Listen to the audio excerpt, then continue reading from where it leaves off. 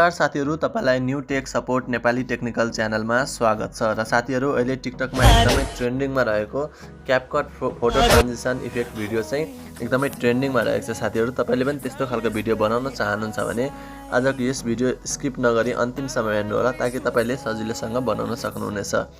र साथीहरु, यदि यस च्यानलमा तपाई पहिलोचोटी हुनुहुन्छ वा च्यानललाई सब्स्क्राइब गर्नु भएको छैन भने अवश्य पनि च्यानललाई सब्स्क्राइब गरेर बेल आइकन दबाइदिनु होला ताकि आउने दिनमा यस्तो भिडियो सबभन्दा पहिले हेर्न पाउनुहुनेछ। साथीहरु, त्यसको लागि हामी आफ्नो फोनमा क्यापकट एप ओपन गर्न गइरहेका छौं साथीहरु, जुन चाहिँ तपाईले प्ले स्टोरबाट सजिलैसँग डाउनलोड गर्न सक्नुहुनेछ। यदि साथीहरु डाउनलोडमा केही समस्या आयो भने तपाईले न्यू टेक सपोर्ट फेसबुक पेजमा मेसेज गर्न सक्नुहुनेछ।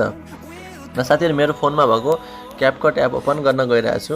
तपाईले यो क्यापकट एप ओपन गरिसकेपछि साथीहरु यहाँ तपाईले न्यू प्रोजेक्ट देख्नुहुनेछ। न्यू प्रोजेक्टमा क्लिक गर्नु होला साथीहरु, र तपाईले यहाँ भिडियो देखाइरहेछ। यहाँ चाहिँ हामीले फोटोलाई क्लिक गर्नुपर्ने हुन्छ, जसमा चाहिँ हामीले साथीहरु आजको यस ट्रान्जिसनमा जुन तपाईले भिडियोमा स्क्रिनमा देख्नुभयो त्यो ट्रान्जिसन भिडियोमा चाहिँ हामीले 8 वटा फोटो युज गर्नुपर्ने हुन्छ साथीहरु। जुन चाहिँ मैले केही मोडेलहरुको फोटो डाउनलोड गरेको छु। तपाईले पनि आफुलाई मन पर्ने कुनै पनि फोटो यहाँ राख्न सक्नुहुन्छ वा तपाईले आफ्नै फोटो पनि राख्न सक्नुहुनेछ साथीहरु। हेर्नु होला साथीहरु, मैले 8 वटा फोटो चुज गरिसकेको छु। र चुज गरिसकेपछि साथीहरु तपाईले यहाँ एड भन्ने अप्सन देख्न सक्नुहुन्छ। यहाँ तपाईले एडमा क्लिक गर्नु होला। यति भइसकेपछि साथीहरु अबको स्टेप भनेको हामीले हरेक फोटोको चाहिँ ड्युरेसन मिलाउनु पर्ने हुन्छ साथीहरु। फर्स्ट फोटोलाई यसरी चुज गर्नु होला साथीहरु, र यसको ड्युरेसन चाहिँ 4 सेकेन्ड राख्नु होला। हेर्नु होला साथीहरु, मेरो फर्स्ट फोटोको ड्युरेसन 4 सेकेन्ड रहेको छ।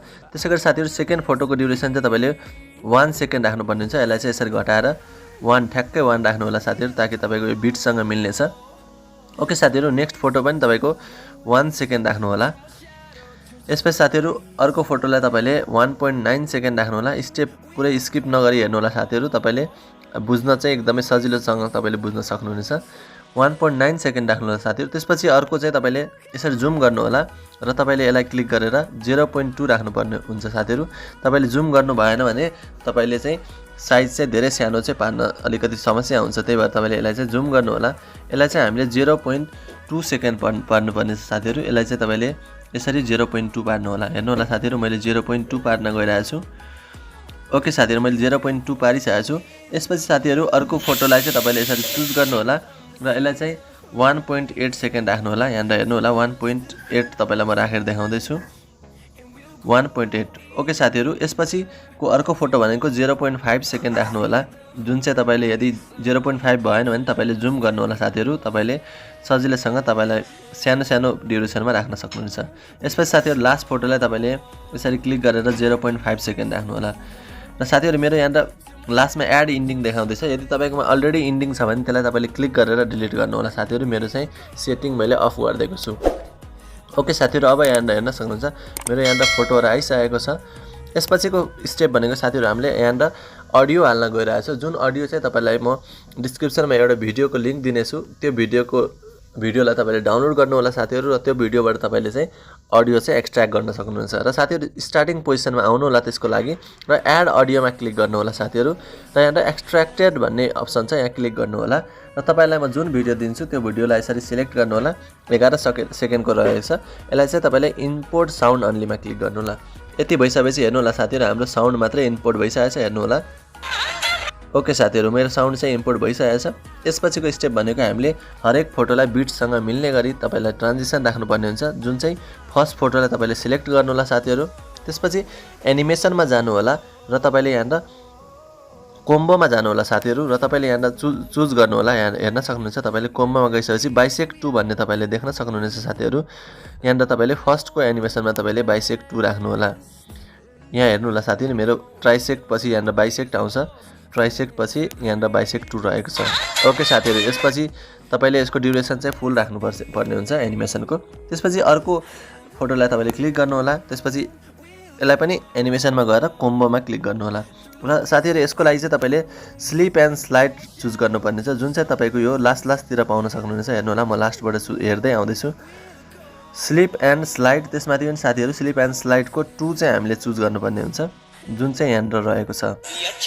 ओके साथीहरु, स्लिप एन्ड स्लाइड 2 राखिसकेपछि अर्को फोटोलाई चुज गर्नु होला। एनिमेसनमा जानु होला, कोम्बोमा जानु होला, र यसको लागि पनि स्लिप एन्ड स्लाइड 1 राख्नु होला साथीहरु। यहाँ हेर्नु होला, म चाहिँ स्लिप एन्ड स्लाइड 1 राख्छु। यहाँ रहेको छ साथीहरु स्लिप एन्ड स्लाइड। ओके साथीहरु, यहाँनिर रहेको छ स्लिप एन्ड स्लाइड, जुन चाहिँ तपाईले यहाँनिर क्लिक गर्नु होला। पाइरेटेड पछि स्लिप एन्ड स्लाइड 1 राख्नु होला। त्यसपछि साथीहरु अर्कोलाई चाहिँ तपाईले 1.9 सेकेन्ड भएको फोटोलाई चाहिँ तपाईले चुज गर्नु होला। यसलाई पनि स्लिप एन्ड स्लाइड 1 राख्नु होला, जुन चाहिँ एनिमेसनमा गएर कोम्बोमा गएर तपाईले राख्न सक्नुहुनेछ। यहाँ हेर्नु होला, म यसलाई स्लिप एन्ड स्लाइड 1 राख्न गइरहेको छु साथीहरु। ओके साथीहरु, मैले स्लिप एन्ड स्लाइड 1 चुज गरेँ। त्यसपछि साथीहरु अर्को फोटो तपाईको 1.8 सेकेन्ड रहेको छ। यसलाई पनि एनिमेसनमा गएर कोम्बोमा गएर तपाईले स्लिप एन्ड स्लाइड 1 अथवा 2 तपाईले जुन पनि चुज गर्न सक्नुहुन्छ, तर स्लिप एन्ड स्लाइड नै चुज गर्नु होला साथीहरु, अरु चुज नगर्नु होला। र म तपाईलाई स्लिप एन्ड स्लाइड 2 नै यहाँनिर चुज गरेर देखाउँदै छु। यसपछि साथीहरु लास्टको दुईटा फोटो बाँकी छ 0.5 सेकेन्डको। त्यसलाई चाहिँ सुरुलाई चाहिँ स्लिप एन्ड स्लाइड कोम्बोमा गएर स्लिप एन्ड स्लाइड 1 राख्नु होला। यहाँनिर तपाईले हेर्न सक्नुहुनेछ, स्लिप एन्ड स्लाइड 1 राख्छु म फर्स्टकोलाई। त्यसपछि साथीहरु अर्को फोटोलाई क्लिक गर्नु होला, एनिमेसनमा गएर कोम्बोमा गएर यसलाई चाहिँ स्लिप एन्ड स्लाइड 2 राख्न गइरहेको छु। ओके साथीहरु, यति भइसक्यो हाम्रो लगभग हाम्रो साउन्ड जहाँसम्म छ त्यहाँसम्म चाहिँ हाम्रो एनिमेसनहरु भइसकेको छ। हेर्न सक्नुहुनेछ यहाँनिर तपाईलाई म एनिमेसन कस्तो आएको छ भन्ने कुरा देखाउन गइरहेको छु।